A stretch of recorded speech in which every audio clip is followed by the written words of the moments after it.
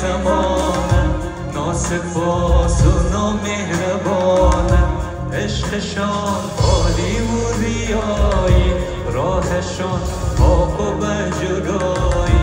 عشقشان خالی و ریایی، راهشان پاک و بجرایی.